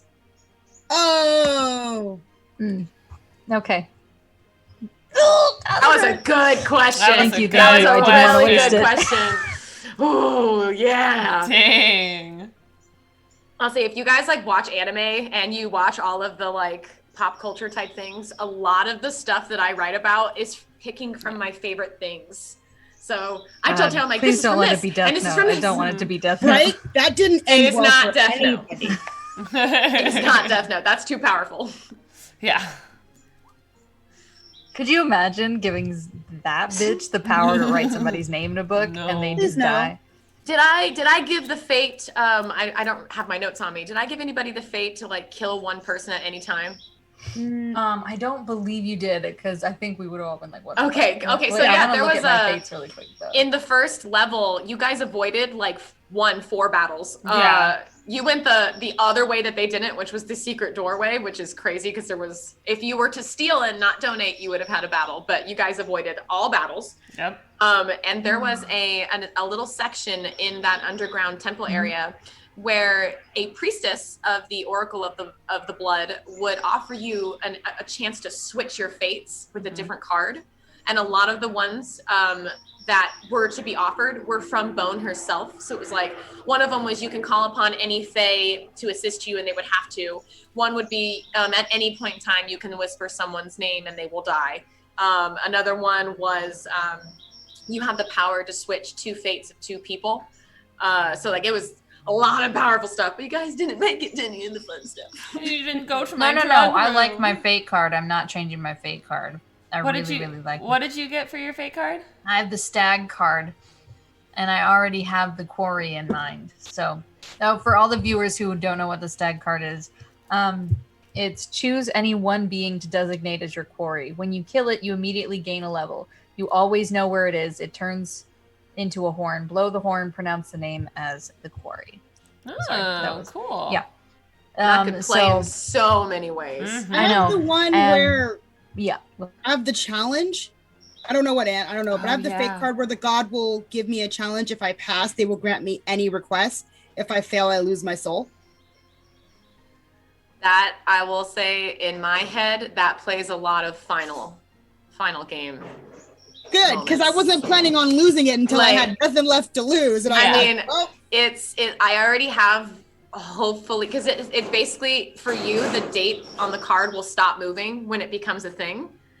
So yours is less on when you choose to use it and more on do you choose to show up kind of a thing. okay. Yeah, but it's it's big. I planned that one. No, that was the first one I planned. Cool beans. That's great. That's the kind of nightmare I wanted to have. So, yay.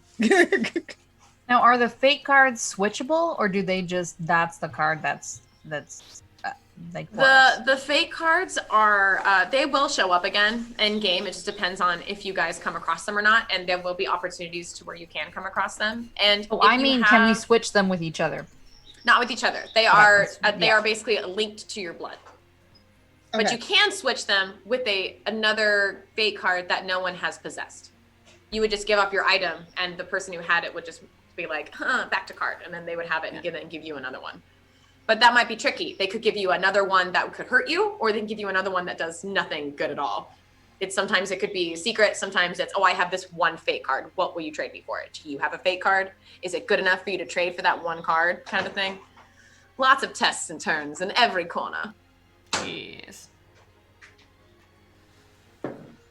All right. Anybody else in the chat have any questions for a player or a character, or Miss Bone here for tech, or myself with storyline, or if you just have a D&D question, a handles question, if somebody wants to put the socials in there, make sure you guys follow everybody. Also, shout out our Discord real quick, Katie, while I'm doing that. Of course. I'm also going to shout out our Discord. If you're not a part of our Discord server, please become a part of it. There's going to be a lot more roleplay, secret roleplay, role-playing on techs in the future, and you definitely want to be a part of it.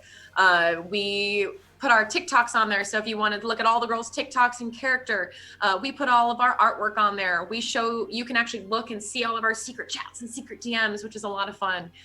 So I definitely recommend adding it. The link will be in the chat. Add anybody on our socials. I believe we gave you all our beacons, which means you have access to every single thing we do. Yup. Siri Dundee.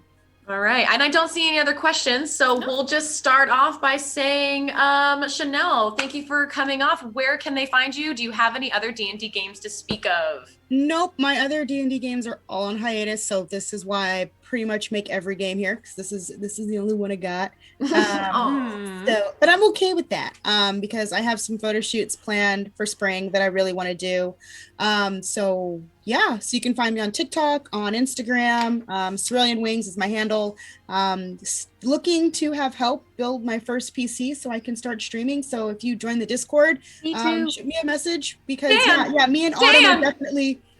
Dan! Ha-ha! Could use some serious help with that. I have no idea what I'm doing, and I'd like to do it right. So that's me. Thanks, guys. Awesome. And Miss Autumn, where can we find you? And do you have any other games? You can find me at amckbro on all of my other platforms. It's spelled the same way on all of them, so you never have to look very far. I mostly am on Instagram and TikTok, but I am trying to get joined. I am trying to join as part of the streaming crew. So the streaming crew. So I am also looking to build my own PC. So if you have any information to help guide me, I would love to hear what you have to say. I am a part of a couple other games, but they aren't live streamed. However, I do have a live streaming D&D game in the works, so it won't be for a very long time, but that is something. Oh, you can also check me out on Shake Shake Shake, the podcast, as I talk about Brutus from Julius Caesar and how he totally stabbed Caesar in the back. Cool. And which you can stream or you can listen to on anywhere that you can listen to your podcasts. I love it. I love it. Happy ear juice and visuals. Oh my God. I love how I'm so versatile.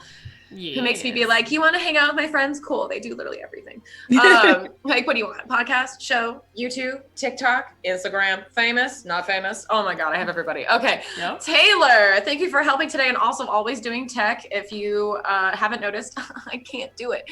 So Taylor does it for me and she's so good at it. Taylor, where can we find you? And do you have any other games? Hey everyone, you can find me at tayloranntracy, literally everywhere. My beacons is in the chat. Another awesome way to find me is just Google my name. If you can, click on my IMDb. It helps actors a lot when you click on our IMDb pages. A lot of people don't know that, but it's very important. As for games, Katie and I play City of Promise Monday nights at 8 p.m. Pacific Standard Time. And then I play Longshot RPG as Tara, the Satyr Druid. And that is at 5 o'clock Pacific Standard Time over on the Longshot RPG Twitch. Other than that, I just run the tech here. Occasionally, I guess I play Melee Ball now. I know, right? So sometimes you might see me play that sport. Other than that, you can see me on my TikTok is slowly becoming purely a D&D and a Pokemon TikTok because I've decided that I'm going to pick a niche. Same. Yeah. Mm-hmm. It's important now. It's important now. And then my Instagram is trash. But you can go look at a couple of pictures over there, I guess, if you want. I will be working on making myself a new art TikTok soon because I have started to gain more and more commissions for my artwork. And I am drawing so many D&D characters specifically for this campaign. And then also the Longshot campaign will soon have my art all over it. And they're paying me, and it's super exciting because it's like my first commissioned digital art in a long time. I pay you in love. You pay me in love on half of this channel. I haven't touched anything. There's not even a payment option. I leave it there. Yeah, I think that's all about me. Check out Becoming Famous. I think that's the coolest thing that I'm working on right now. And we'll throw it over to our amazing dungeon master, Katie, Freckled Hobo. Where can everybody find you? Oh my god. No, yeah, just like everyone else, you can find me basically everywhere at Freckled Hobo, except for Twitter. I don't like it, but I have one. Locked myself out of it. It's now Freckled_Hobo, but if you don't follow me, I won't be mad at you.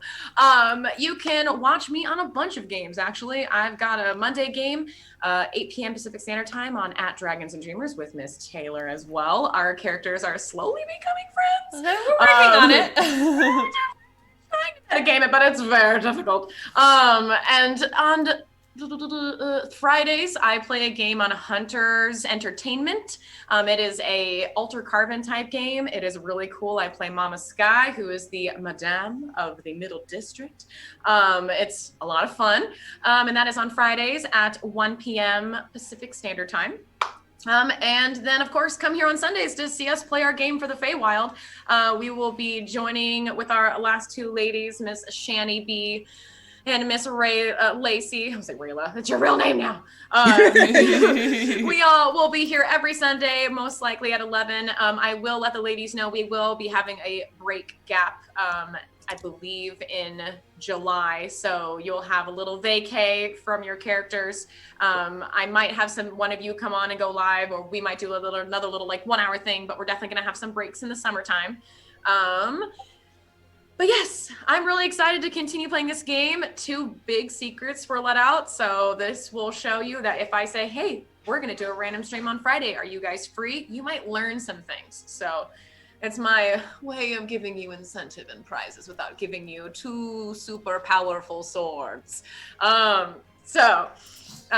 Thank you guys for coming in. We're going to hop off. And if you haven't joined our Discord, join our Discord. Yeah. If you haven't added us on socials, add us on the socials. And then we will see you guys next Sunday at 11 a.m. Bye-bye. Bye.